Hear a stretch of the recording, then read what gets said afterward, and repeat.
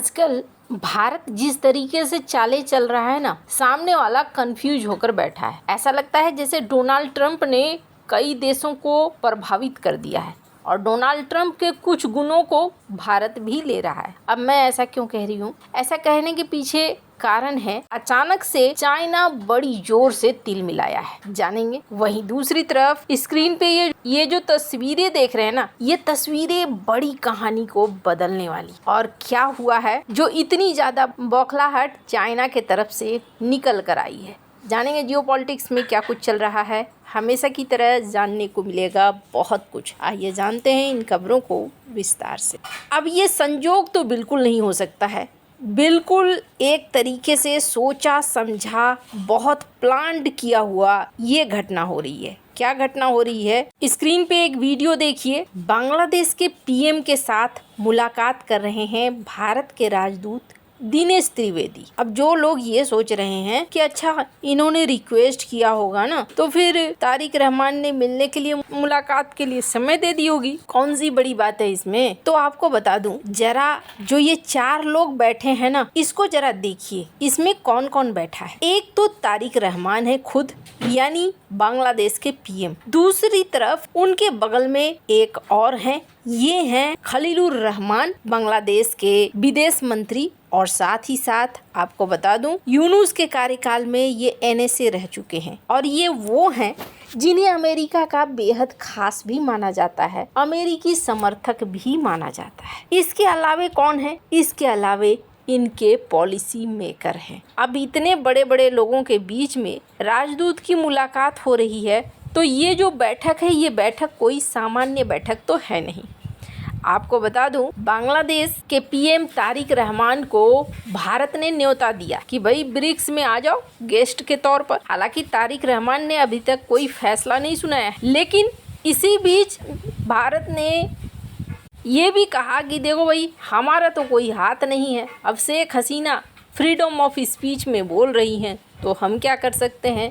ये तो एक प्राइवेट इवेंट था और शेख हसीना खड़ी हो जाती हैं। ना सिर्फ शेख हसीना खड़ी हो जाती हैं, बल्कि उनके बयान भी निकल कर आने लगते हैं। इस बयान के बाद बांग्लादेश के गृह मंत्री कहते हैं कि अफरा तफरी फैलाने का मकसद है। लेकिन इस बीच तारिक रहमान खास तौर पर मिलते हैं भारतीय राजदूत के साथ, और जैसा मैंने बताया, अपने दल बल के साथ। अब यहाँ से जो रिपोर्ट आएगी वो यही आएगी कि हम अच्छे रिश्ते रखना चाहते हैं, अच्छी मजबूती के साथ चलना चाहते हैं। कुछ और भी आ सकता है, लेकिन जब तक मैं ये वीडियो रिकॉर्ड कर रही हूँ, अभी इस मुलाकात के बारे में बहुत ज़्यादा डिटेल में बातें नहीं आई है। और एक चीज़ मैं बता दूँ, भारत ने ना, जो बेहद संवेदनशील देश हैं, भारत के लिए बहुत ज़्यादा मायने करते हैं, उनके लिए एक खास फॉर्मूला अपनाया है और वो खास फॉर्मूला यहाँ भी देखने को मिल रहा है। दिनेश त्रिवेदी एक ऐसे इंसान है जो बहुत अच्छे से बांग्ला बोल सकते हैं और काफ़ी सुलझे हुए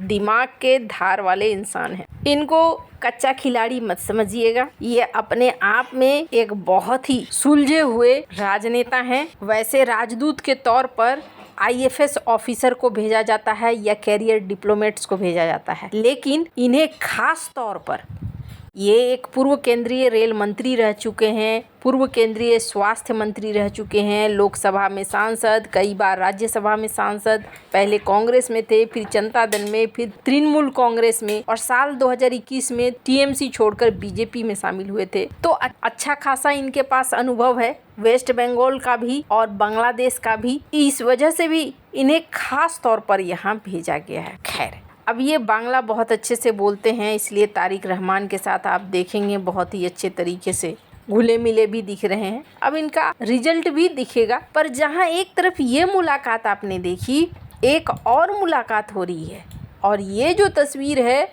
ये तस्वीर नेपाल से निकल कर आ रही है। नेपाल में भारत के राजदूत हैं नवीन श्रीवास्तव। इन्होंने आज सिंह दरबार में पीएम कार्यालय और मंत्रिपरिषद के दफ्तर में प्रधानमंत्री बालन शाह से मुलाकात। ये शिष्टाचार मुलाकात है। शाह की विदेशी राजदूतों के साथ अलग अलग बातचीत की शुरुआत है। अब सीधे आमने सामने की कूटनीति देखने को मिल रही है और यहाँ पर साधारण बातचीत हुई। भारत को लेकर दोनों देशों ने प्रतिबद्धता जताई कि हाँ भाई, हम रिलेशंस को अच्छा रखना चाहते हैं, एक दूसरे के साथ मिलकर रहना चाहते हैं। मुलाकात के बाद भारतीय राजदूत ने कहा कि मेरी मुलाकात हुई और मैं सम्मानित महसूस करता हूँ। पीएम मोदी की ओर से उन्हें हार्दिक शुभकामनाएं दी। और सबसे बड़ी चीज क्या है, इसी समय कथित तौर पर चाइना के राजदूत भी इंतजार कर रहे हैं, लेकिन नेपाल ने तय किया पहले भारतीय राजदूत के साथ मुलाकात करना। तो यहाँ दो संकेत तो आपको दिख रहे हैं क्षेत्रीय राजनीति में। वहीं तीसरा, भारत ने सबसे बड़ा टेंशन खड़ा किया,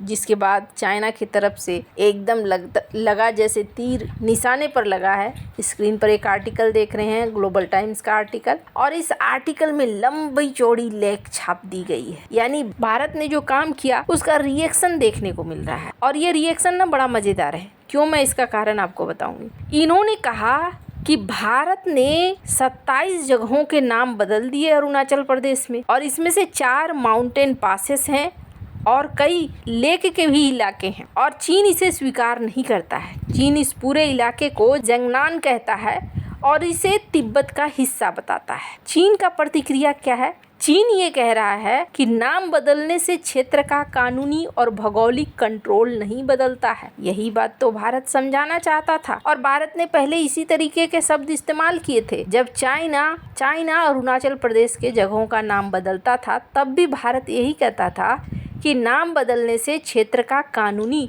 और भौगोलिक कंट्रोल नहीं बदलता है। दूसरा, भारत का कदम भविष्य के सीमा वार्ता में अपनी स्थिति मजबूत करने की कोशिश है, ये उनका कहना है। और तीसरा, ये कहा जा रहा है कि अगर ऐसा रहा तब तो भारत और चीन के संबंधों माहौल खराब हो जाएगा। पहली बात तो ये कि भारत ने जो बातें कही कि भाई जिसके हिस्से में जो कंट्रोल में है वही सच है, अब ये चीज चाइना भी मानना शुरू कर रहा है। चाइना खुद के लिए भी यही कह रहा है। अब इससे क्या युद्ध का खतरा बढ़ गया है? नहीं, अभी युद्ध का खतरा नहीं बढ़ा है, लेकिन भारत ने यहाँ सीधे सीधे समझा दिया कि क्षेत्रों के क्लेम में हम पीछे नहीं हटने वाले हैं। और दूसरा, इन्होंने चाइना के नाम बदलने की रणनीति का तगड़ा जवाब दिया। नाम बदलने से जमीन का ऑनरशिप अपने आप तय नहीं हो जाता है, और ये सबसे बड़ा संकेत है। और सबसे बड़ी बात क्या है, इस वक्त भारत बातचीत भी कर रहा है,